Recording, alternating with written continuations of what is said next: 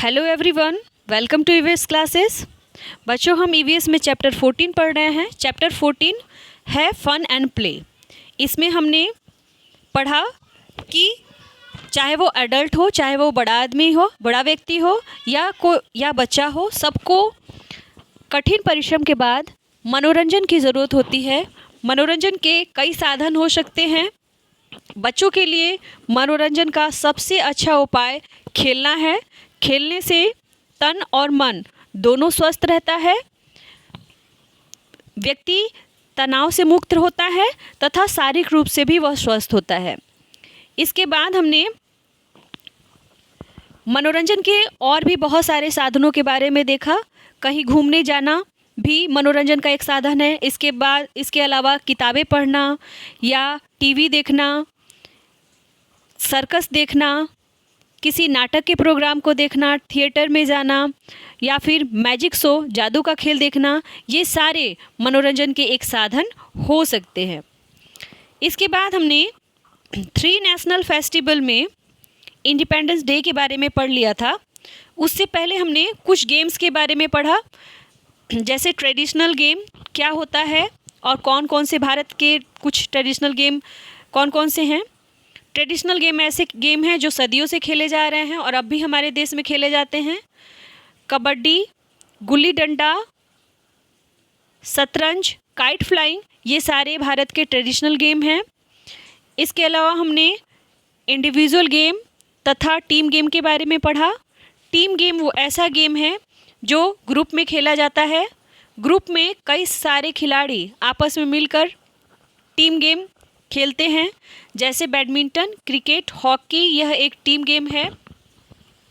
Individual game ऐसा game है जो 1 या 2 खिलाड़ी मिलकर खेलते हैं, जैसे कि badminton, chess, tennis, table tennis, ये इंडिविजुअल गेम के उदाहरण हैं।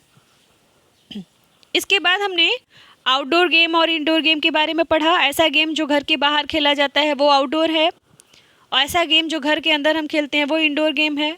आउटडोर गेम में क्रिकेट, फुटबॉल, कबड्डी, ये सारे आउटडोर गेम हैं। इंडोर गेम में लूडो, चेस, कैरम, स्क्रैबल, ये इंडोर गेम है। इसके बाद हमने independence day, 3 national festival, independence day, Republic day और गांधी जयंती, इसमें से हमने इंडिपेंडेंस डे के बारे में पढ़ लिया था। इंडिपेंडेंस डे 15 अगस्त को प्रत्येक साल 15 अगस्त को मनाया जाता है। इसी दिन हमारा देश आज़ाद हुआ था। हमारे देश पे 200 सालों तक अंग्रेज़ों का शासन था, ब्रिटिशर्स का शासन था। हमारे देश में इंग्लैंड का शासन था और हमारा देश 15 अगस्त को आज़ाद हुआ था। भारत का लास्ट मूवमेंट भारत छोड़ो आंदोलन था। इसके बाद ही हमारा देश आज़ाद हुआ। तो प्रत्येक साल 15 अगस्त को इंडिपेंडेंस डे मनाया जाता है। तो इसके बारे में 3 लाइन लिखना था। Independence day is celebrated on every 15 अगस्त। प्रत्येक साल 15 अगस्त को इंडिपेंडेंस डे, स्वतंत्रता दिवस मनाया जाता है। On this day India got freedom from British rule. इस दिन भारत को ब्रिटिश रूल से आज़ादी मिली थी। On this day people host national flags. इस दिन लोग राष्ट्रीय ध्वज फहराते हैं। अब हमारा नेक्स्ट जो है वो नेशनल फेस्टिवल है रिपब्लिक डे। इसके बारे में पढ़ेंगे हम। India became a republic on 26 जनवरी 1950। भारत हमारा 26 जनवरी 1950 को रिपब्लिक हुआ था, गणतंत्र हुआ था।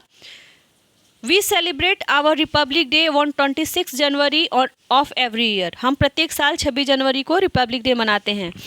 रिपब्लिक डे के बारे में आइए कुछ जानते हैं। रिपब्लिक डे हमारे देश का जो संविधान है वो 26 नवंबर 1949 को बन के तैयार हुआ था, लेकिन इसको लागू किया गया 26 जनवरी 1950 को। तो 26 नवंबर को संविधान बन के तैयार हुआ था, 26 नवंबर 1949। तो 26 नवंबर को संविधान दिवस के रूप में मनाया जाता है और हमारा संविधान लागू किया गया था 26 जनवरी 1950।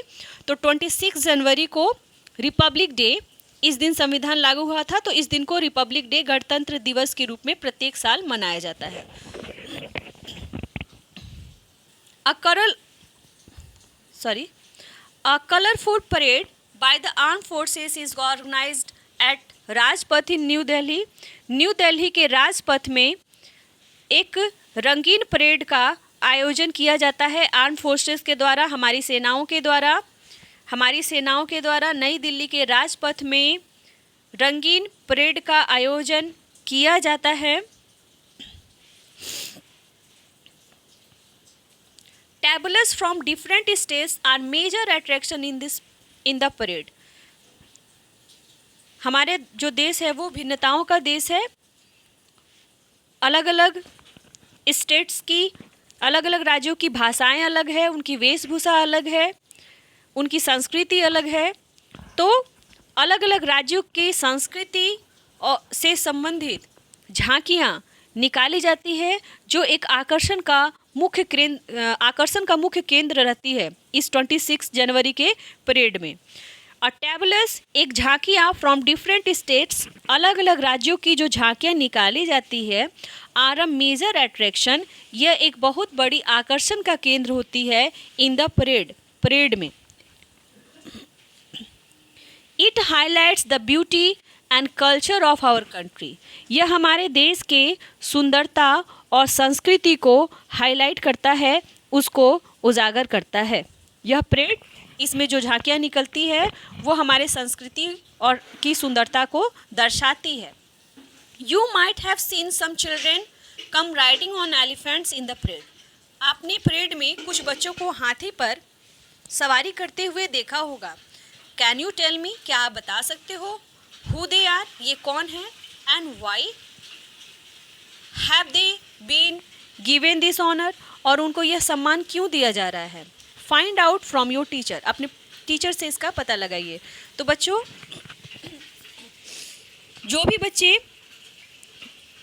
कुछ वीरता के क्षेत्र में कुछ अच्छा किए रहते हैं उनको इसी दिन वीरता पुरस्कार दिया जाता है और उन बच्चों को हाथियों पर घुमाया जाता है. ये हमने पढ़ लिया 26 जनवरी के बारे में. हमारा लास्ट नेशनल फेस्टिवल गांधी जयंती. आइए पढ़ते हैं. महात्मा गांधी का जन्म 2 अक्टूबर 1869 को हुआ था और इनकी मृत्यु 30 जनवरी 1948 को, मतलब आज़ादी के एक साल बाद 15 अगस्त 1947 को हमारा देश आज़ाद हुआ. 15 अगस्त 1947 को हमारा देश आज़ाद हुआ और 30 जनवरी 1948 को गांधी जी को नाथूराम गोडसे ने गोली मार दी थी. गांधी जी हमारे देश के एक अग्रणी राजनेता थे और एक आध्यात्मिक एक नेता थे जिन्होंने देश को आज़ाद कराने में एक अहम भूमिका निभाई थी. पूरा देश इनको बापू के नाम से जाना जाता है. गुजराती में बापू का मतलब पिता होता है. आइए इनके बारे में पढ़ते हैं. Mahatma Gandhi the great freedom fighter. Mahatma Gandhi एक बहुत ही महान स्वतंत्रता सेनानी ऑफ इंडिया, भारत के, वाज बॉर्न ऑन 2 अक्टूबर 1869. इनका जन्म 2 अक्टूबर 1869 को हुआ था.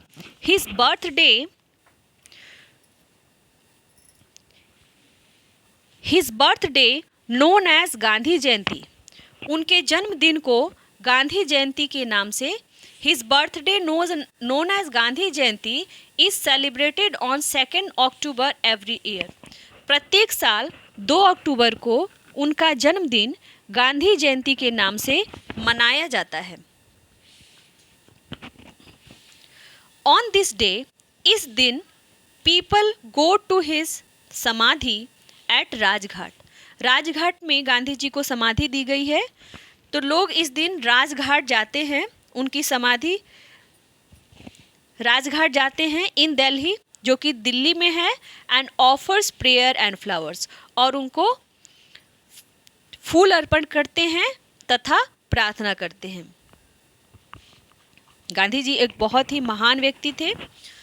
Besides sending out the message of joy and togetherness, festivals are also important means of recreation. देखिए फेस्टिवल्स के बारे में कहा जा रहा है कि फेस्टिवल्स केवल हमें खुशी और भाईचारे का ही संदेश नहीं देते, बल्कि एक मनोरंजन का एक बहुत ही अच्छा यह साधन है। किसी भी फेस्टिवल में हम अपने परिवार या अपने दोस्तों के साथ हम होते हैं और हम एक दूसरे के संग का आनंद लेते हैं। एक दूसरे के साथ जब हम होते हैं तो इससे हमको खुशी मिलती है। तो कोई भी फेस्टिवल जो है वो एक आनंद की वस्तु होती है, क्योंकि ये हम सभी को एक साथ लाती है और इसकी वजह से ही हमारा मनोरंजन होता है, रिक्रिएशन होता है। Beside sending out the message, इस मैसेज को beside sending out the message of joy and togetherness, खुशी और भाईचारे के संदेश देने के अलावा, बिसाइड्स मतलब अलावा, sending out the message of joy and togetherness, खुशी और भाईचारे के संदेश देने के अलावा, festivals are also an important mean of recreation. Festivals मनोरंजन का भी एक बहुत ही महत्वपूर्ण साधन है। Games and other physical activity, खेल और दूसरे शारीरिक व्यायाम, ऑल्सो मेक लाइफ हैप्पियर, ये हमारे जीवन को खुश बनाते हैं, एंड मोर पर्पसफुल, और एक उद्देश्यपूर्ण बनाते हैं। गेम और अदर फिजिकल एक्टिविटी हमारे जीवन में खुशहाली लाते हैं और उसको एक अर्थपूर्ण बनाते हैं, उद्देश्यपूर्ण बनाते हैं। तो ये चैप्टर हमने कंप्लीट किया। कुछ क्वेश्चन आंसर है बच्चों, पहले आप इसको देख लीजिए। Name 3 games you enjoy playing with your friend, 3 game के नाम लिखना है जो आप अपने मित्रों के साथ खेलते हो। तो इसमें मैंने कर दिया है, लेकिन आप ये नहीं लिखेंगे, अपने मन से कोई 3 गेम जो लिखेंगे जो आप अपने मित्रों के साथ खेलते हो। Right about an out going with your family, आप अपने परिवार के साथ कहीं गए हो उसके बारे में लिखना है। Which festival does your family celebrate, आपका परिवार कौन सा फेस्टिवल मनाता है, इसके बारे में लिखना है। तो क्वेश्चन आंसर आप करेंगे, क्वेश्चन आंसर और अदर एक्सरसाइज आप फिल करेंगे आज घर पे। पहले चैप्टर की रीडिंग करेंगे, उसके बाद एक्सरसाइजेस फिल करेंगे। Thank you.